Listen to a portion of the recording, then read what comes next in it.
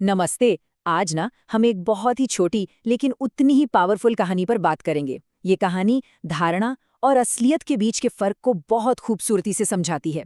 ये हमें सिखाती है कि सच्ची परवाह शायद वैसी ना दिखे जैसी हम उम्मीद करते हैं।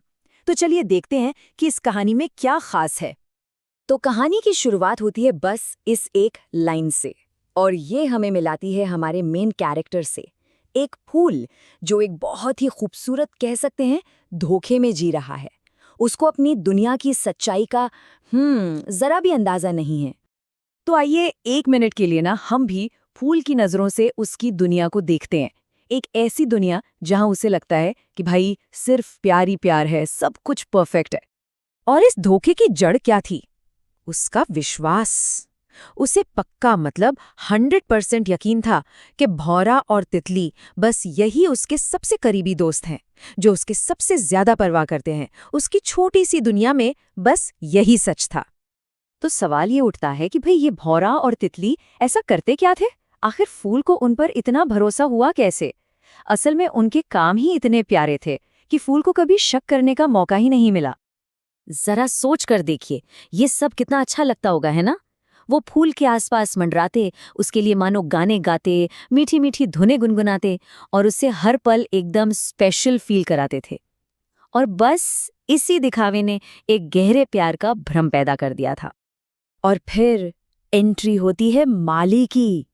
फूल की दुनिया में माली एक विलन जैसा है, एक कठोर, सब कुछ बिगाड़ने वाली ताकत। मतलब एक तरफ जहां भौरा और तितली प्यार बरसा रहे हैं, वहीं माली का हर काम फूल को दर्दनाक और बेरहम लगता है। जरा फूल के पॉइंट ऑफ व्यू से सोचिए, ये कितना डरावना लगता होगा। कोई आता है, उसके पास उगी घास को उखाड़ फेंकता है, उसकी खुद के हिस्से मतलब पत्तों को काट देता है, और ऊपर से एक जहरीला स्प्रे भी छिड़क देता है। अरे ये तो सीधी सीधी दुश्मनी लगती है कि नहीं? तो यहाँ पर फर्क एकदम साफ है, बिल्कुल क्रिस्टल क्लियर। एक तरफ है प्यार भरा अच्छा लगने वाला बर्ताव, और दूसरी तरफ है दर्द देने वाले, परेशान करने वाले काम। अब फूल के लिए तो चुनाव बिल्कुल सीधा है ना? लेकिन यहीं पर कहानी का सबसे बड़ा सवाल खड़ा होता है। आखिर माली इतनी बेरहमी क्यों दिखाएगा? अगर उसे सच में पौधे की परवाह है, तो वो उसे तकलीफ क्यों देगा? उसके इन कठोर कामों के पीछे की असली वजह क्या हो सकती है? तो चलिए अब पर्दा उठाते हैं उस सच से, जिसे वो फूल कभी देख ही नहीं पाया। माली के हर एक काम के पीछे एक बहुत गहरा मकसद छिपा था। एक ऐसा मकसद जो सिर्फ और सिर्फ फूल की भलाई के लिए था।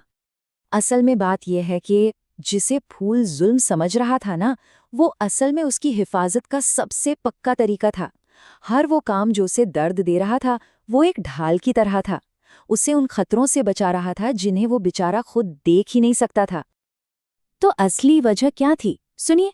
माली ने वो जंगली घास इसलिए उखाड़ी ताकि फूल को सारा पोषण मिल सके। वो खराब पत्ते इसलिए काटे ताकि कोई बीमारी पूरे पौधे में न फैल जाए।